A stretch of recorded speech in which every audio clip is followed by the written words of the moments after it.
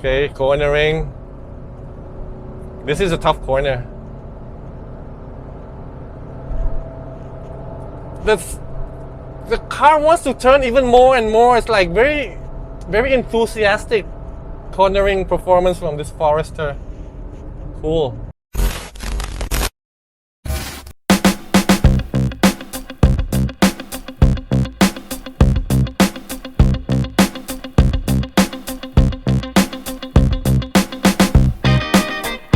Hey guys, what's up? Welcome to Thai Auto News. Subaru has just announced that it will stop production in Thailand by the end of this year. So I think it's a nice time for me to review the Subaru Forester, which is assembled in Thailand, and this is the last model of the Subaru brand to be assembled here. But before checking out the video, don't forget to support our channel by clicking that subscribe button as well as the like and bell icon so you'll know when we have a new car review from Thailand. ขอบคุณมากครับ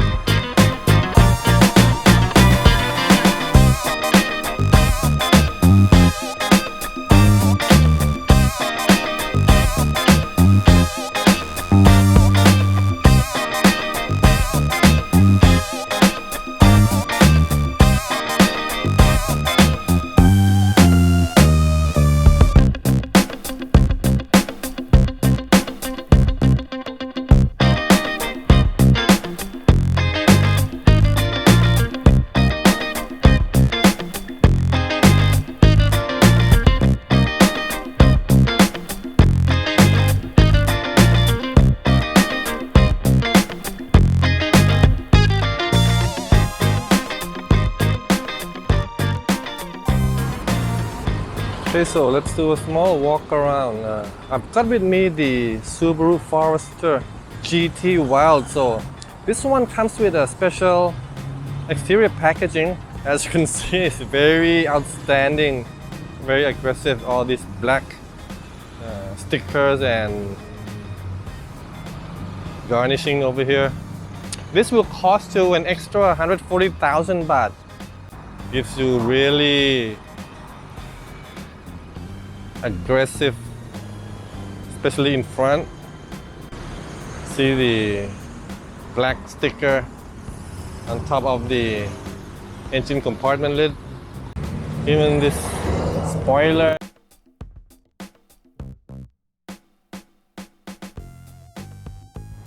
LED headlights. The GT Wild styling also extends to the side. And you know what? I like these 17-inch black wheels a lot. It's very sporty. Comes with Yokohama Geolandar all-terrain tires, 225/60 R17. Down here, also part of the GT Wild package. Also roof rails. This rear spoiler looks pretty good.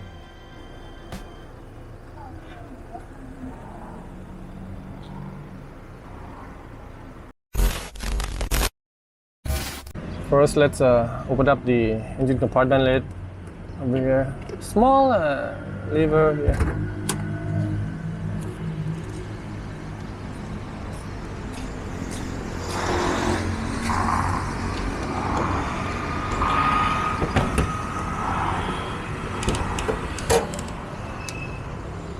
Okay, no gas struts here. Let me get it up first. Oh, okay. So, wow, you can notice this engine is really low. So this is the boxer engine, which means instead of going up and down, it goes sideways. The cylinders. Very easy to notice. It's really low, that engine, which contributes significantly to the low center of gravity of this Forester, resulting in good handling. One thing I also appreciate so much in the Forester, you don't see this often. Look at this. So this will surely prevent water from entering. See, look at look at the details in this car. Some of it is really, really good, like this. You don't find this in other brands, in other Japanese brands, or even European, man. This is really awesome. So it shows you that this Forester is really for adventure, for driving. I mean, so I'm starting to like it already. Even before getting in, let me remind you again, this is so nice, this feel. The interior garnish. This is soft, like a little rubbery here. Down here we still got that garnishing. This plastic garnishing is all around the car, the interior. Over here, 1.5 liter bottle fits nicely. Oh, and down there, sport pedals, nice, and sport footrest as well. Side view mirror adjuster, and both front windows are powered with one touch. There, so there, up. So console also not plasticky. This is like rubbery, so very nice console. Yes, plastic, but yeah, this visor, top of the visor, rubber feel. This as well. Oh, the whole thing. Nice.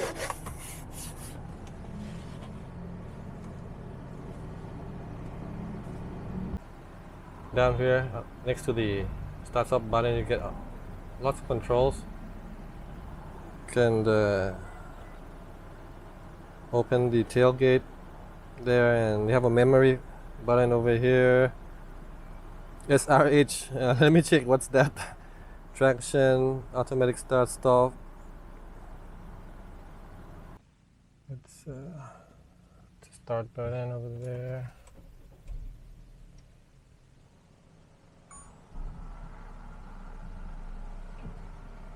Okay, so first thing you'll notice, no digital driver display.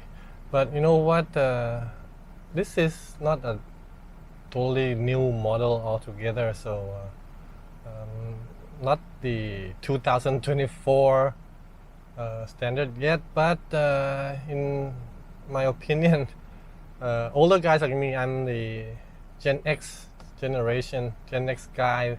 We're so used to this analog readouts, so just the classic rev counter and speedometer, that's already enough for me. And in the middle, you just get the various information, driving information and stuff like that. If you want to get it into the menu to do all the settings, you can do that.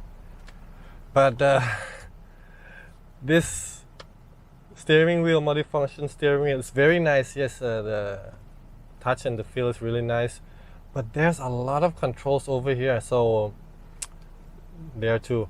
So a lot of things you wouldn't be able to know what to do yet. You will need an owner's manual and check out what are the features and functions of all this. Is a lot to learn. So this is the graphics for the radio, and you can see the background is like stars. Of course, you know why? So Subaru, the brand, actually, it's the stars. Okay, I'm gonna show you this also, view button, 360-degree camera. So there are many views you can choose if you keep on pressing it. This one, okay, this left and right, this also. So all these various modes gonna help a lot when you go off-roading and there are some obstacles below. Helps give you a additional view So it gives you more confidence while going through tough situations.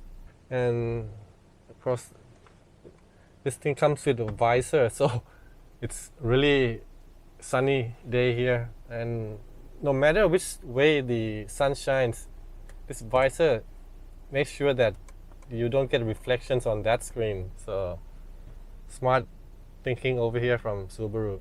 You push the home button. Okay, this is the get, clock, radio, and this is the infotainment setting. But for the car settings, you gotta get into these 3 tiny buttons. Let me show you. Oh, you gotta hold, press, pull and hold for 3 seconds. I think 1, 2, 3. Nope. See, it's like difficult to use, I think.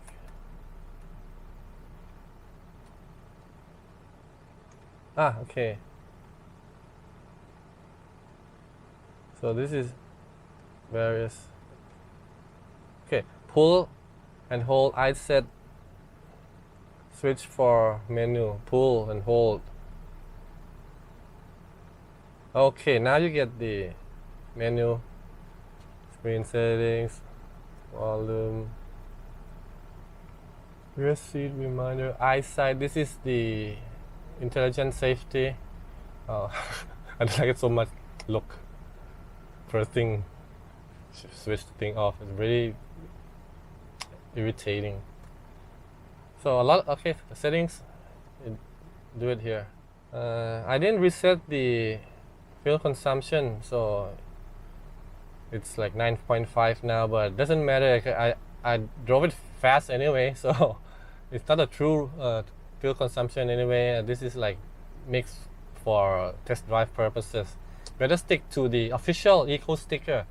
So I think that one's like 13.1, the official government figure. So we should all have the same standards when coding fuel consumption, because each person drives differently. So if I drive it, I might get better or worse, but if some other people drive it, there's so many factors involved, so better not do fuel consumption in my car reviews. I just stick to the official figures.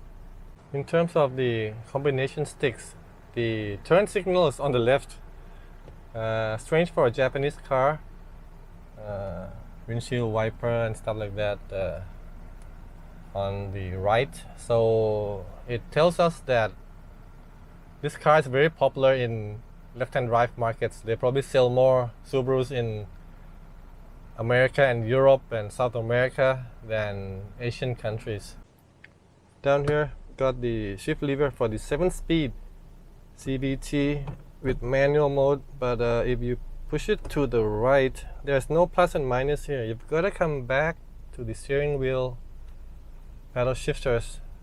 This is the plus on the right and minus on the left. And of course, the X mode selector. In this review, we'll be doing only on-road. But you know what, next month I'm planning to take this Forester to an off-road track, and we'll be doing some off-roading with this Forester, and you'll be surprised about the capability of this one. I mean, there are many Japanese crossovers in this market and price range, but you want one that can really take you across tough off-roading obstacles. Subaru is probably the number one. It's been proven. You can take whatever, Honda CR-V or Mazda CX-5 up a hill or a mountain, or all the off-roading stuff. The Subaru will win for sure. The powered front seats, leather upholstery, diamond pattern. And you know what, although you don't get lumbar support control, there's already very good lumbar support here. So you put it a bit upright, it's really supportive, this lower part, so good for your lower back. Very nice seating in the Forester. This leather option is also a part of the GT Wild packaging. Okay, back seats. As in any video, the front seats are adjusted to my dimensions. I'm a 6-footer, 183 centimeters, or sometimes 185 depending on where I measure. But first thing, hey, there's a lot of leg room over here. I mean, more than I thought. I think the back seats are too slanted. Let me get it up a bit. It's really slanted. Okay, so I think it's too a little too much.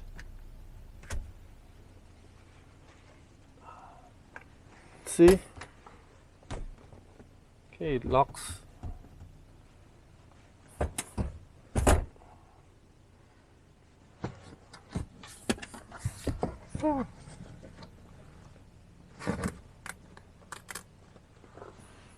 That's strange. Correct me if I'm wrong, but I think this is kind of a little too slanted, but comfortable, yeah. And as a result, there's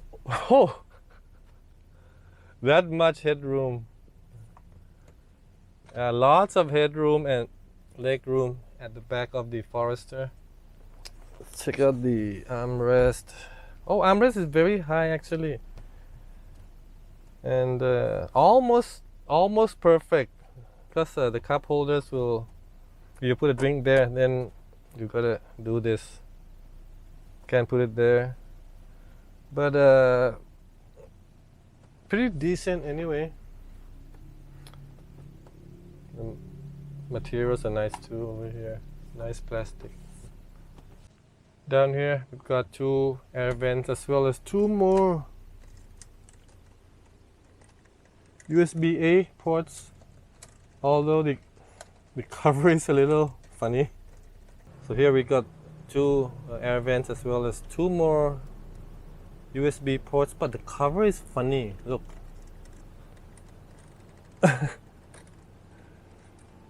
Not sure why they designed it this way, but never seen something like this before. And it retracts. Funny. Okay, and yep, pouches on both sides. Nice. I wonder why this backrest is so slanted. Should be a little bit more, like, you know, maybe this much. Yeah, it should lock there. I mean, it should be okay, but it won't lock. So too much comfort. I mean, is that a good thing?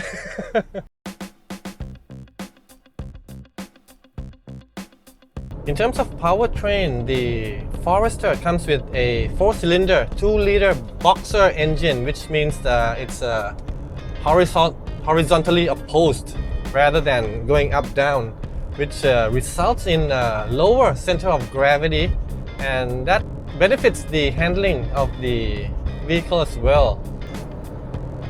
Maximum output from this boxer engine is claimed at 156 horsepower at 6,000 RPM, while the maximum torque is 196 Newton meters at 4,000 RPM, which is just mediocre for an engine with this kind of displacement, 2 liters. And the engine is mated to a 7-speed CVT featuring shift paddles on the steering wheel, adding to the fun-to-drive character of this crossover. I think the engine, as mentioned, is just like mediocre, but you do get a decent performance. For example, the 0 to 100 acceleration is claimed at 10.3 seconds, and this one will go all the way up to 193 kilometers per hour in terms of top speed. So that's plenty enough for normal driving conditions in Thailand, whether you're on the highway like this or on the winding country roads or even in the city. What you like about this engine is the sound. I mean, boxer engines are well known for its throaty sound from the exhaust, so this is no different. Although in general driving at low revs, it doesn't really show off that kind of sound so much, but once you switch it to manual and perhaps let's see, second gear, shift, third gear, can you hear that? That's a throaty exhaust note from this Forester. So not bad in terms of driver enjoyment, driver involvement as well. Wow, like the second gear really goes pretty high. This is 4,000 in second gear, 70 kilometers per hour. Not even red line yet. And it won't shift up, so pretty good. I think it won't shift up. I think it won't shift up if you don't order it in manual mode. The suspension might feel a little harsh sometimes when you drive in the city, going over undulations on the road, crack some bumps. But you know what? The handling is so good that I'm willing to forgive Subaru. So a good trade-off. You know, you lose a little bit of refinement and comfort, but you do get really sporty handling. The steering is also very sharp. And I think one of the reasons, apart from the lower center of gravity offered by the boxer engine, is the famous symmetrical all-wheel drive system by Subaru. Whenever you're cornering in this Forester, it feels like it's so willing to take up corners. I mean, I give it a little bit of steering input and it wants to go more. It wants to go more all the time. You can easily feel this. This is really a Subaru trademark. Really, very nice for sporty driving. Even in a crossover like this, it's still sporty. So thumbs up for that. But yeah, once you hit some bumps on the road or drive on bad road conditions, poor road conditions, you'll have to endure some of that harshness from the suspension of the Forester. The steering is super sharp. I like it a lot, and the size of the steering is also nice. Very sporty, thumb grips over here. Although there's a lot of buttons all around, even down here, so a bit crowded.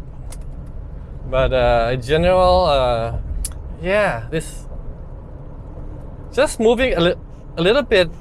There's also already some effects from slight steering input. Very nice steering in the Forester. Well, in my opinion, if you want a crossover that's super comfortable and spacious, I think you should be aiming towards the Honda CR-V. But if you're like me and you prefer the sharp handling and driver enjoyment, this Forester is kind of a pretty interesting proposition, you know. Over the years in Thailand, Subaru has always had a loyal following. I mean, their sales aren't high by any means, but every model, they have customers for every model. And their product lineup is pretty interesting too, you know, since all of the models except this Forester are imported. So any model you want, they can import it for you. So that's pretty good. The only setback perhaps might be that since it's not made locally, you will have to pay a lot for imported spare parts. So that's a downer. But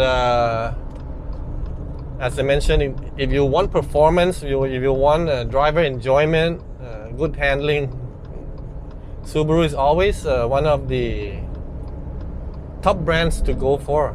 Okay, let's check out the 7-speed CVT. I'm gonna shift into manual. It's in 5th gear now. Let's go down to 4, 3, 2. Wow, 2nd gear at 80 kilometers per hour, 100, 110. So red line before it shifts up. 140 already. Still in 3rd gear. Shit, so really sporty. In other crossovers, the transmission will shift up already by now, but it's still in 3rd. Nice.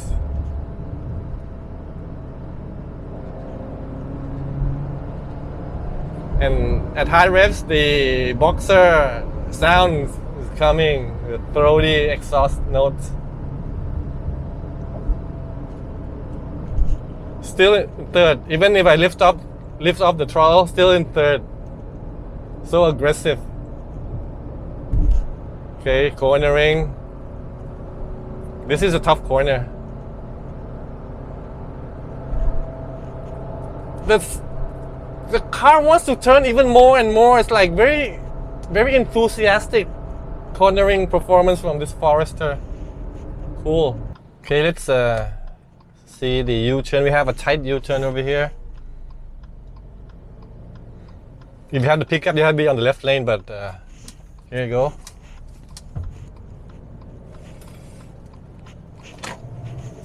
Easy.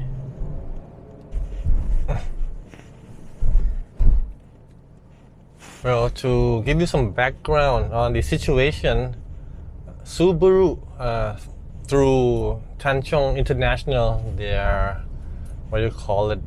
big distributor, has just announced that it will shut down its Thailand factory by the end of this year due to falling sales. Probably lots of competition from cheap Chinese vehicles. So actually the Thai market has been in kind of a tough situation for many brands, especially Japanese brands, because of the arrival of a large number of Chinese brands who are offering products that come with a lot of features, lots of functions, pretty good design actually, and very low prices. So Japanese makers are finding it difficult to compete against these players.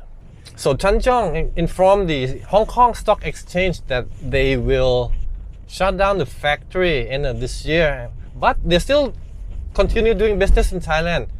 In the future, starting next year, they will start importing the Forester from elsewhere, probably Japan.